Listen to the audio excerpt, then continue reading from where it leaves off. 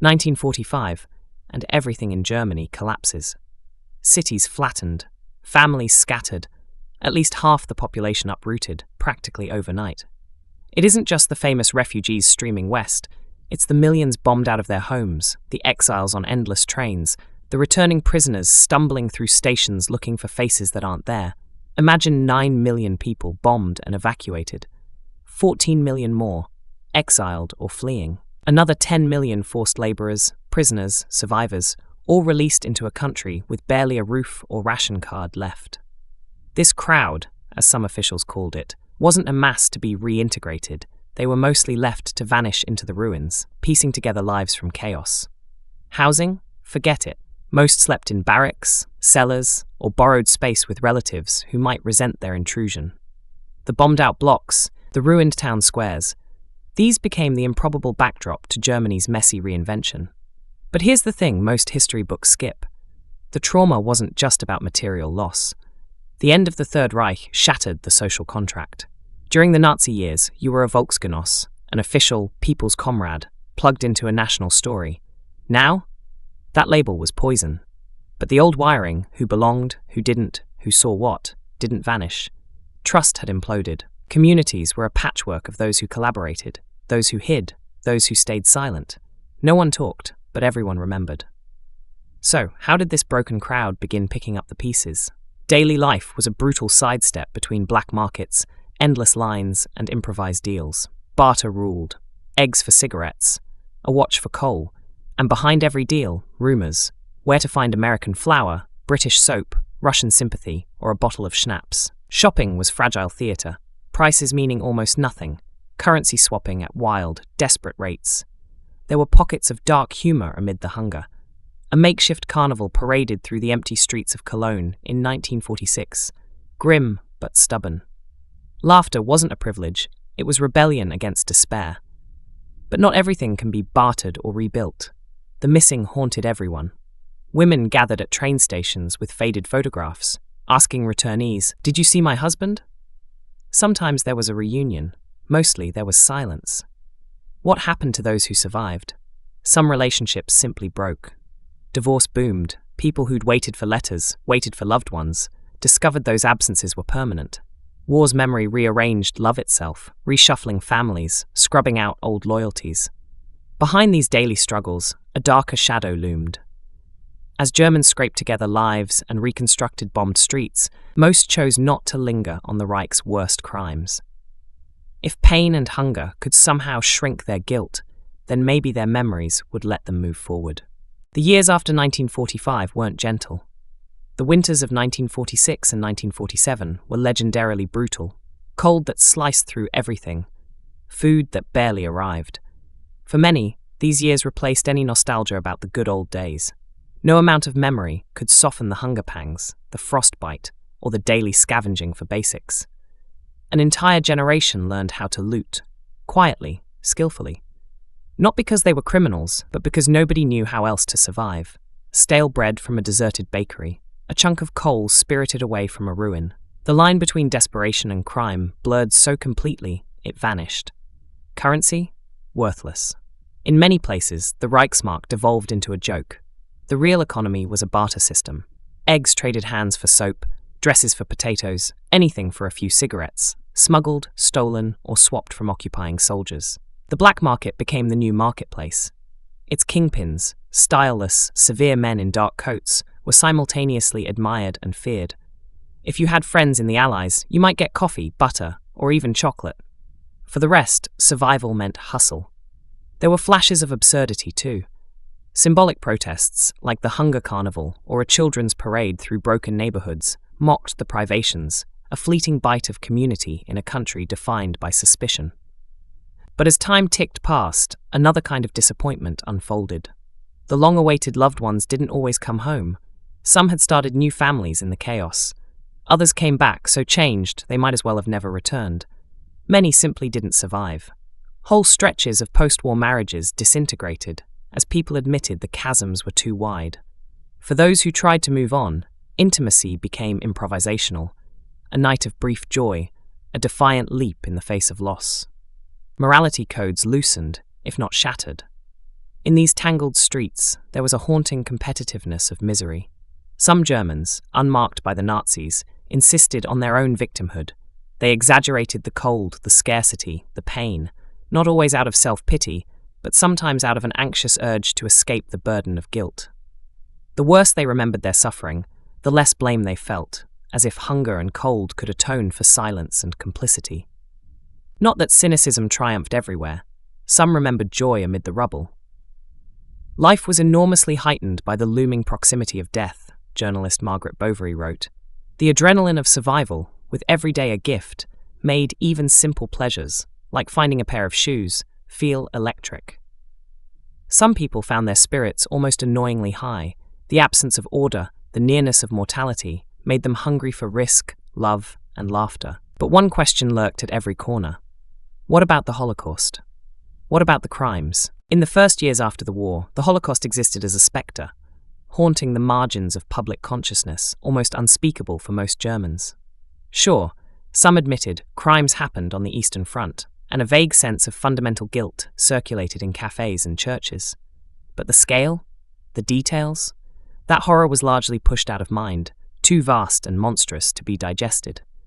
This self-forgetting crept into public institutions too. Philosophers like Karl Jaspers were rare exceptions, their honesty almost shocking. The guilt declarations from Protestant and Catholic churches in August 1945 didn't even mention Jews. As if, by simply refusing to say the word, the trauma could be boxed up, shipped away, left in the hands of the victorious Allies. It's not that nobody knew. The Allies made sure the evidence couldn't be ignored, marching townspeople past the death camps, forcing them to witness what had been done in their name. But seeing isn't the same as believing. For most, the pain and chaos of daily life, searching for food, shelter, and loved ones, provided a mental smokescreen. If Germans saw themselves as victims, as people battered by bombs and hunger, their sense of involvement in the atrocities shrank accordingly. Chancellor Helmut Kohl, born in 1930, famously quipped about the blessing of late birth, suggesting that young Germans shouldn't feel uniquely guilty just because of their age.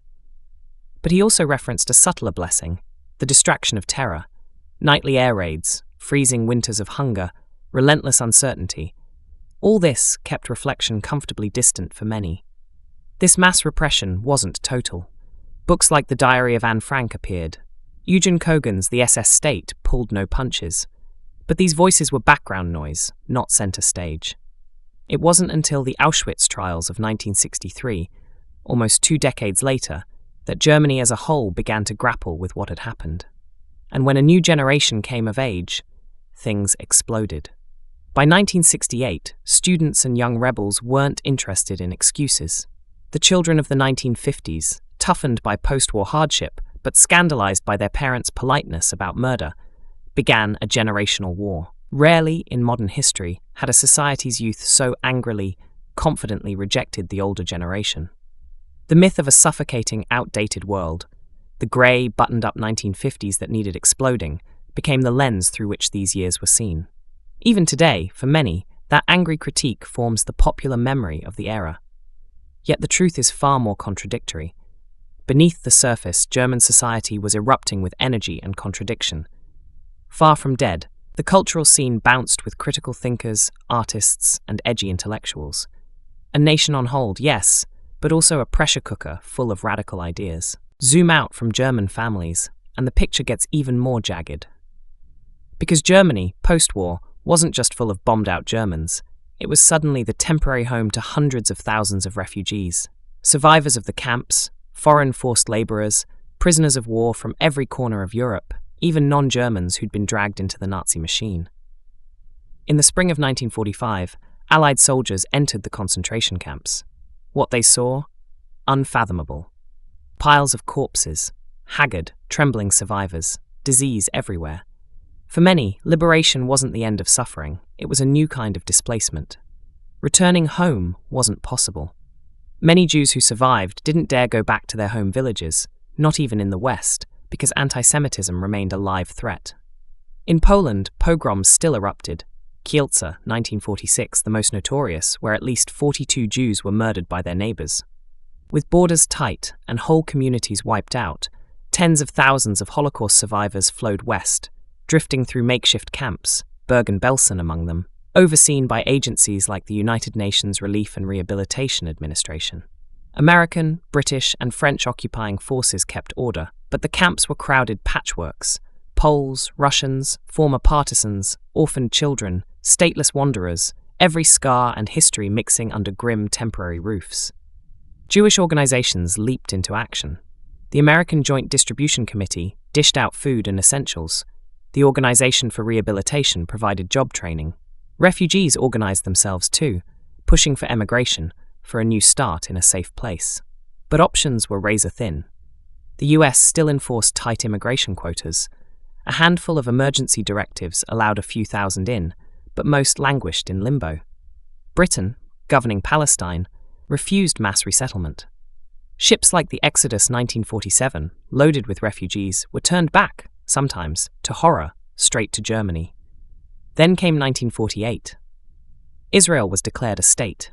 Suddenly, the logjam broke for a lucky few.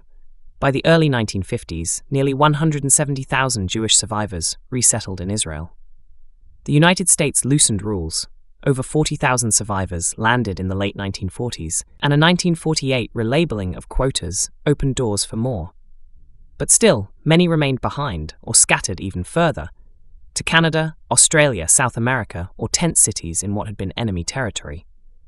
Meanwhile, millions of ethnic Germans who'd been forcibly expelled from Eastern Europe flocked back west, swelling the chaos and competition for food, work, and shelter. Daily friction with former enemies was everywhere. How did liberated forced laborers see the defeated Germans? How did survivors of genocide navigate daily proximity to people implicated in violence, or worse, smugly detached? The complexity is staggering. In many ways, post-war Germany became a laboratory for coexistence without closure, years spent side by side without justice, revenge, or reconciliation ever fully arriving. By the late 1940s, Germany is formally split, a divide engineered by global Cold War strategies. Four victorious powers, America, Britain, France, and the Soviet Union, each controlled a chunk. Government as Germans knew it evaporated, replaced by foreign occupation authorities with their own priorities. Institutions collapse, only to be rebuilt from scratch. But the vacuum creates problems for historians today. What to call this era? Not exactly Nazi Germany, not quite the two states that emerge in 1949. In schools, the timeline skips quickly from end of World War II to the formation of West and East Germany, the big events like the currency reform or the Berlin blockade. The crucial in-between years, when society tried to find its footing under a four-part occupation, remain a blind spot, almost ownerless in the story. The new West German state, under Chancellor Adenauer, would claim to speak for all Germany. The Holstein Doctrine isolated East Germany internationally, refusing to recognize it as legitimate and punishing any country that did. But on the ground, borders were abstract. Relatives kept trying to cross. Refugees kept pouring in. Dislocation was daily reality. In 1952, desperate to stem the endless migration, East Germany closed the border, but people kept risking their lives to flee, especially in Berlin. The wall would only rise in 1961, but for a decade, West Berlin was an enclave of the West, encircled by Soviet-allied East Germany, a strange island of American jazz, Western goods, and fraught hope. Meanwhile, both German states claimed to be the true Germany. Secret services spied, propagandists waged cultural offense, and millions watched as their reality split into competing realities. Who would own the meaning of German? NATO and the Warsaw Pact policed the boundaries, but neither side could erase the deep trauma of shared history. Culture became a new battleground. The art, architecture, and aesthetics of the 1950s flared up as expressions of West and East. Socialist realism in the East, brash abstract expressionism and design in the West, sometimes even pushed by CIA cultural programs. The Cold War wasn't just a political standoff. It was a war over what beauty and morality meant in a country with too much blood on its hands.